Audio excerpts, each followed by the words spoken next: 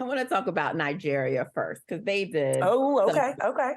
some really they pulled off what people are calling an upset, big Yeah. upset.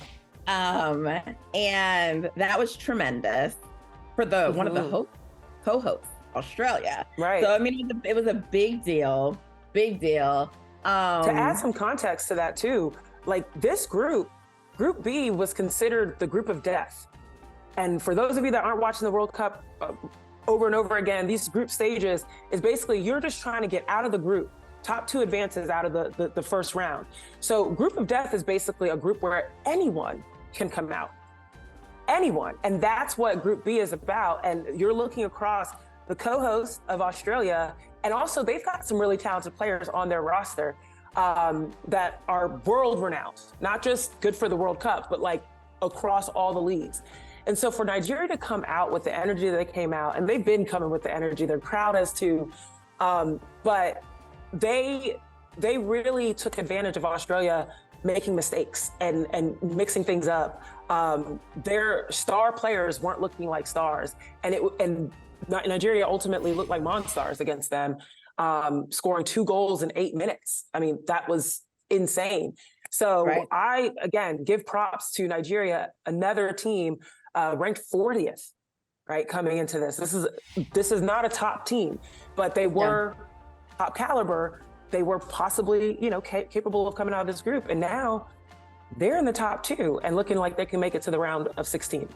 And beat a team ranked in the top 10. I mean, it's tremendous. Right. While also making some history. Ashwala, her goal that eventually sealed it for the team. First African to score 3 goals in the World Cup, like in separate, matches. So and Women's World Cup, this here. I mean, they're Women's World Cup, yes, 40th here. Their ranking, like you noted, and Australia's 10th. And they, that's tremendous. One of the things I loved was when she scored that goal, the celebration.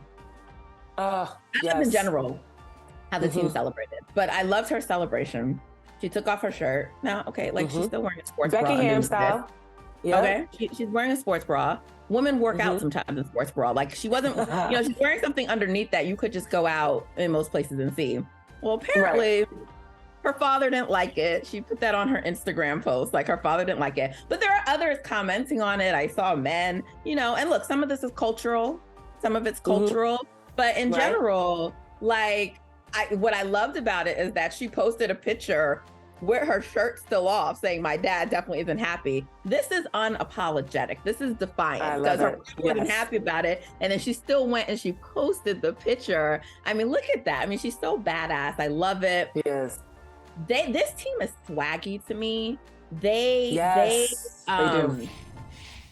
They just have a confidence about them, like after when they're in the locker room and they're dancing, and it's like, I love it because it also just represents like our culture. And when I say our culture, I'm saying Black culture. That's what all, that's across a part the of diaspora. Right. Across the diaspora. Exactly.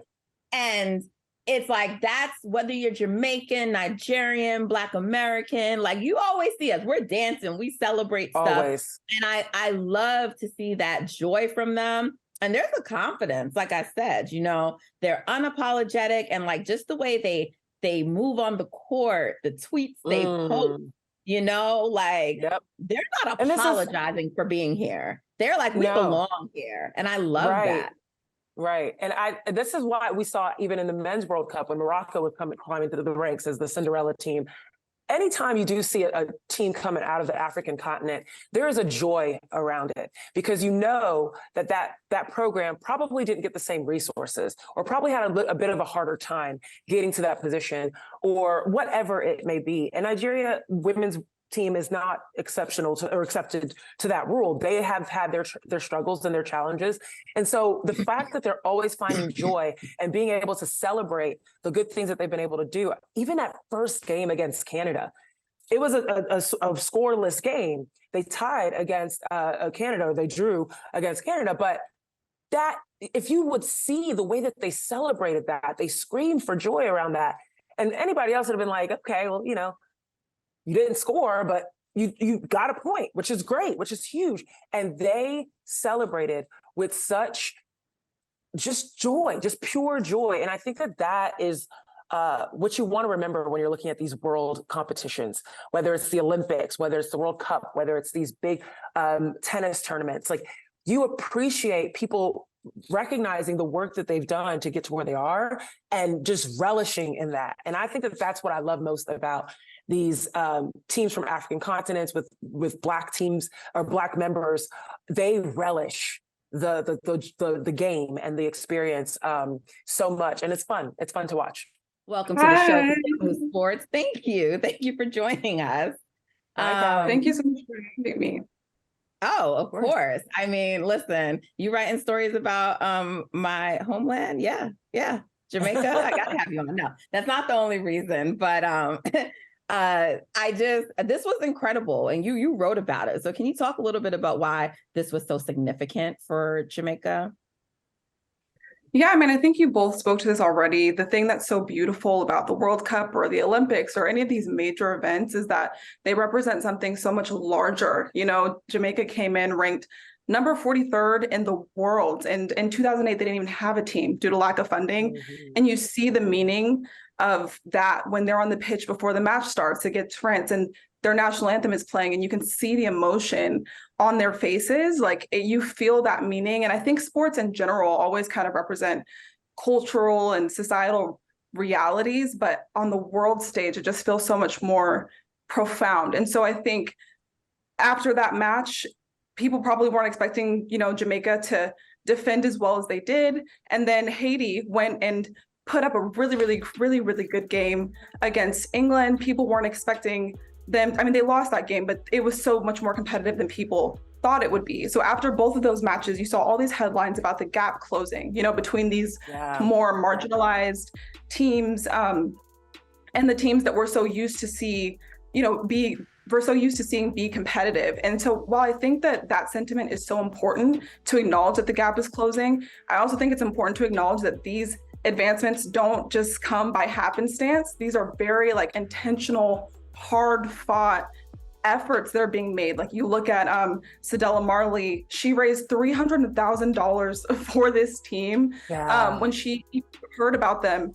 And 2014, I think, is when she even learned that Jamaica had a team. So she did that because of her love of soccer instilled in her by her father. And even now, the team is still fighting. They just penned an open letter to the Jamaican Football Federation about, funds not being dispersed as agreed. They keep on fighting. And so that's what I really admire. I loved writing about it because I think that type of fight, it moves you, when it comes to these types of stakes. Yeah, Kelly, they said, go ahead. Oh, I'm sorry.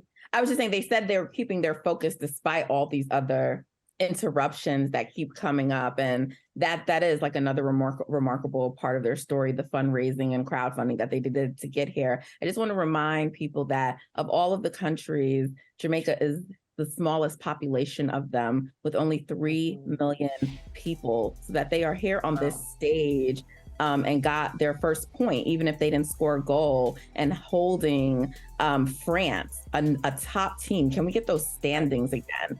Holding France, I know this is so painful for Zena to hear, to a draw.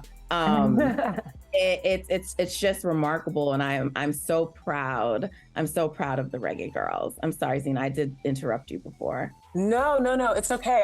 I love what you're talking about, Callie, in terms of that fight and being able to fight. I think that's something that a lot of people don't realize. I know it's something that I didn't realize. Having been born in France, and yes, Allez les Bleus, I'm always cheering on for them. They are one of those teams in the world that do have a federation, that are treated like athletes. And don't get me wrong, the U.S. women's national team still had to fight for their equality in comparison to the men's national team, but they still have a player federation. That is not a given across the world. Not every single country has a government entity that recognizes their status as players and then thus provides them resources in accordance with that.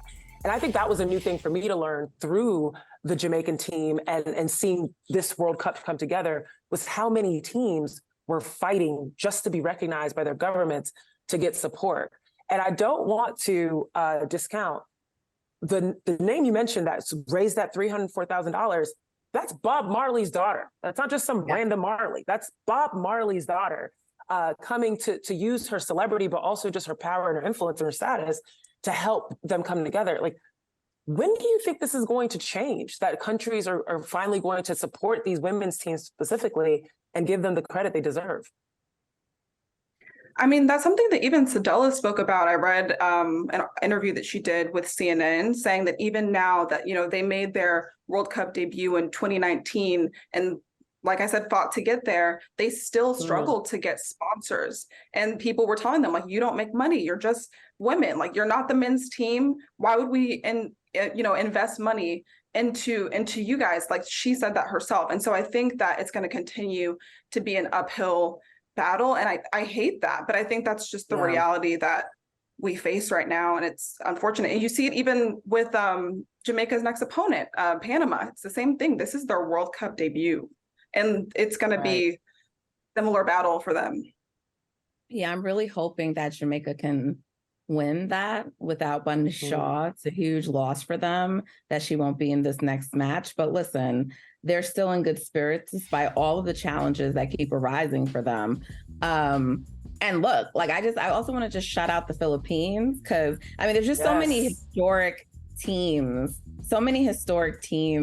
or I should say teams making history, and we can't spend time talking about each one of them enough. But look at the elation, the joy after scoring the first ever goal for your country.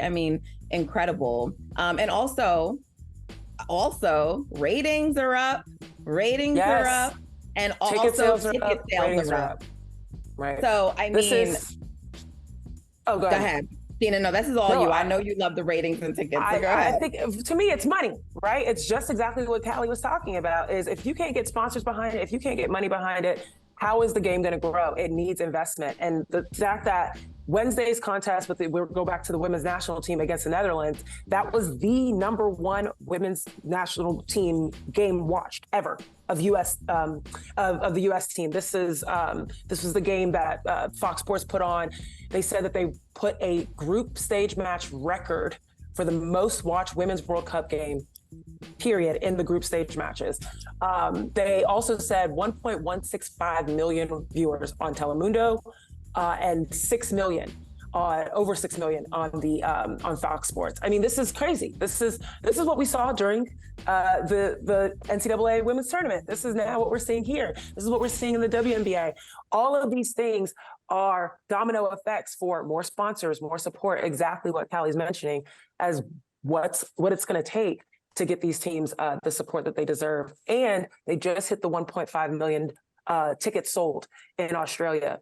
There is a whole thing around the fact that Australia and Netherlands are host countries, and Australia is selling significantly more tickets than that. New Zealand, not Netherlands, New Zealand.